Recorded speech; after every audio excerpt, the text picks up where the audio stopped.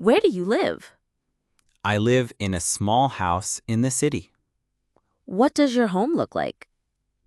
It has 2 bedrooms, a living room, a kitchen, and a bathroom. It is painted white. Who do you live with?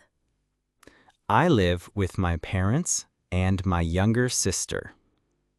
What is your favorite room in your house? Why? My favorite room is my bedroom because I can relax, read books, and listen to music there. Do you like your home? Yes, I do. It is small, but very comfortable and clean. What do you usually do at home after school? After school, I usually do my homework, help my mom, and watch TV.